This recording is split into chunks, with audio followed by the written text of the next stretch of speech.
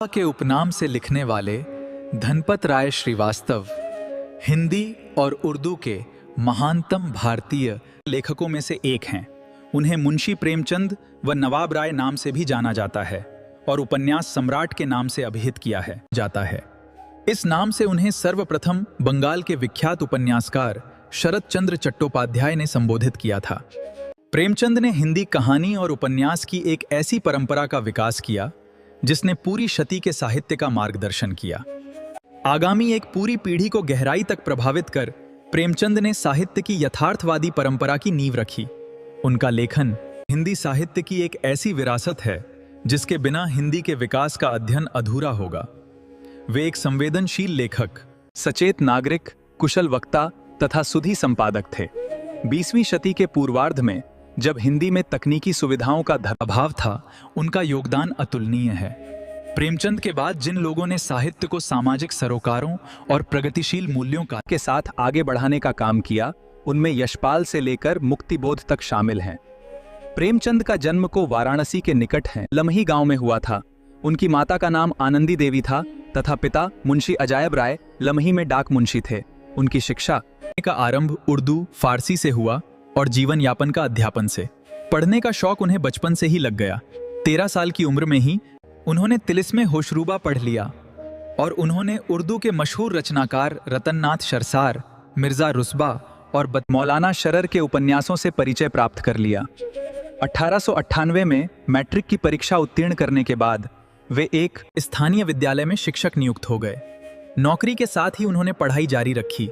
1910 में उन्होंने अंग्रेजी, दर्शन, फारसी और इतिहास लेकर इंटर पास किया और 1919 में बीए पास करने के बाद शिक्षा विभाग के इंस्पेक्टर पद पर नियुक्त हुए। 7 वर्ष की अवस्था में उनकी माता तथा 14 वर्ष की अवस्था में पिता का देहांत हो जाने के कारण उनका प्रारंभिक जीवन संघर्षमय रहा।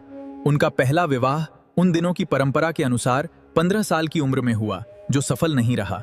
वे आर्य पर समाज से प्रभावित रहे, जो उस समय का बहुत बड़ा धार्मिक और सामाजिक आंदोलन था। उन्होंने विधवा विवाह का समर्थन किया और 1906 में दूसरा विवाह अपनी प्रगतिशील परंपरा के अनुरूप बाल विधवा शिवरानी देवी से किया। उनकी 3 संतानें हुईं, श्रीपत राय, अमृत राय और कमला देवी श्रीवास्तव। 1910 में उनकी रचना सोजे वतन के लिए हमीरपुर के जिला कलेक्टर ने तलब किया और उन पर जनता को भड़काने का आरोप लगाया। सोजे वतन की सभी प्रतियां जब्त कर नष्ट कर दी गईं।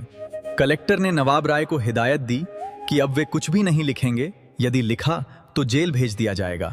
इस समय तक प्रेमचंद धनपत राय नाम से लिखते थे। उर्दू में प्रकाशित होने वाली जमाना पत्रिका के संपादक और उनके अजीज दोस्त मुंशी दया नारायण निगम ने उन्हें प्रेमचंद नाम से लिखने की सलाह दी। इसके बाद वे प्रेमचंद के नाम से बात लिखने लगे। उन्होंने आरंभिक लेखन जमाना पत्रिका में ही किया। जीवन के अंतिम दिनों में वे गंभीर रूप से बीमार पड़े। उनका उपन्यास मंगलसूत्र पूरा नहीं हो सका और लंबी बीमारी के बाद 8 अक्टूबर 1936 को उनका निधन हो गया।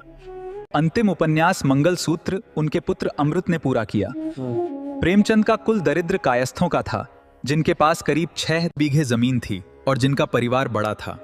प्रेमचंद के पितामह मुंशी गुरुसहाय लाल पटवारी थे। उनके पिता मुंशी अजायब लाल डाक मुंशी थे और उनका वेतन लगभग 25 रुपए मासिक था। उनकी मां आनंद देवी सुंदर, सुशील और सुघड़ महिला थीं।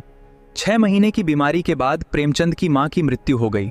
तब वे 8वीं कक्षा में पढ़ रहे थे। 2 वर्ष के बाद उनके पिता ने फिर विवाह कर लिया और उनके जीवन में विमाता का अवतरण हुआ। प्रेमचंद के इतिहास में विमाता के अनेक वर्णन हैं। यह स्पष्ट है कि प्रेमचंद के जीवन में मां के अभाव की पूर्ति विमाता द्वारा न हो सकी थी। जब प्रेमचंद 15 वर्ष के थे, उनका विवाह हो गया। वह विवाह उनके सौतेले नाना ने तय किया था। उस काल के विवरण से लगता है कि लड़की न तो देखने में सुंदर थी, न वह स्वभाव से शीलवती थी। वह झगड़ालू भी थी। प्रेमचंद के कोमल मन का कल्पना भवन मानो नींव रखते रखते ही ढह गया। प्रेमचंद का यह पहला विवाह था। इस विवाह का टूटना आश्चर्य न था। प्रेमचंद की पत्नी के लिए यह विवाह एक दुखद घटना रहा होगा। जीवन पर्यंत यह उनका अभिशाप बन गया। इस सब का दोष भारत की परंपराग्रस्त विवाह प्रणाली पर है, जिसके कारण यह व्यवस्था आवश्यकता से भी अधिक जुए का खेल बन जाती है। प्रेमचंद ने निश्चय किया कि अपना दूसरा विवाह वे किसी विधवा कन्या से करेंगे। यह निश्चय उनके उच्च विचारों और आदर्शों के ही अनुरूप था। सन 1905 के अंतिम दिनों में आपने शिवरानी देवी से शादी कर ली। शिवरानी देवी बाल विधवा थीं। उनके पिता फतेहपुर के पास के इलाके में एक साहसी जमींदार थे और शिवरानी जी के पुनर्विवाह के लिए उत्सुक थे। सन 1916 के आदिम युग में ऐसे विचार मात्र की साहसिकता का अनुमान किया जा सकता है। ये कहा जा सकता है कि दूसरी शादी के पश्चात इनके जीवन में परिस्थितियां कुछ बदली और आय की आर्थिक तंगी कम हुई। इनके लेखन में अधिक सजगता आई। प्रेमचंद की पदोन्नति हुई तथा यह स्कूलों के डिप्टी इंस्पेक्टर बना दिए गए। इसी खुशहाली के जमाने में प्रेमचंद की 5 कहानियों का संग्रह सोजे वतन प्रकाश में आया। यह संग्रह काफी मशहूर हुआ। शिवरानी जी की पुस्तक प्रेमचंद घर में प्रेमचंद के घरेलू जीवन का सजीवा और अंतरंग चित्र प्रस्तुत करती है। प्रेमचंद अपने पिता की तरह पेचिश के शिकार थे और निरंतर पेट की व्याधियों से पीड़ित रहते थे। प्रेमचंद स्वभाव से सरल, आदर्शवादी व्यक्ति थे। वे सभी का विश्वास करते थे, किंतु निरंतर उन्हें धोखा खाना पड़ा। उन्होंने अनेक लोगों को धनराशि कर्ज दी, किंतु बहुधा यह धन लौटा ही नहीं। शिवरानी देवी की दृष्टि कुछ अधिक सांसारिक और व्यवहार कुशल थी। वे निरंतर प्रेमचंद की उदार हृदयता पर ताने कसती थीं, क्योंकि अनेक बार कुपात्र ने ही इस उदारता का लाभ उठाया। प्रेमचंद स्वयं संपन्न न थे और अपनी उदारता के कारण अर्थ संकट में फंसते जाते थे। ढपोर शंख शीर्षक कहानी में प्रेमचंद एक कपटी साहित्यिक द्वारा अपने ठगे जाने की मार्मिक कथा कहते हैं। गरीबी से लड़ते हुए प्रेमचंद ने अपनी पढ़ाई मैट्रिक तक पहुंचाई। जीवन के आरंभ में ही इनको गांव से दूर वाराणसी पढ़ने के लिए नंगे पांव जाना पड़ता था। इसी बीच में इनके पिता का देहांत हो गया। प्रेमचंद को पढ़ने का शौक था। आगे चलकर ये वकील बनना चाहते थे, मगर गरीबी ने इन्हें तोड़ दिया। प्रेमचंद ने स्कूल आने जाने के झंझट से बचने के लिए एक वकील साहब के यहाँ ट्यूशन पकड़ लिया और उसी के घर में एक कमरा लेकर रहने लगे। इनको ट्यूशन का 5 रुपया है।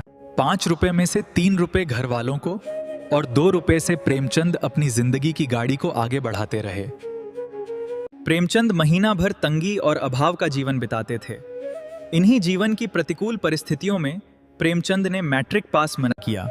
उन्होंने इलाहाबाद विश्वविद्यालय से अंग्रेजी साहित्य, पर्सियन और इतिहास विषयों से स्नातक की उपाधि द्वितीय श्रेणी में प्राप्त की थी। इंटरमीडिएट कक्षा में उन्होंने अंग्रेजी, दर्शन, फारसी और इतिहास साहित्य विषय के रूप में पढ़ा था। मेरी बात अगर अच्छी लगी हो, सब्सक्राइब करके कमेंट में जय श्री राम जरूर लिखें।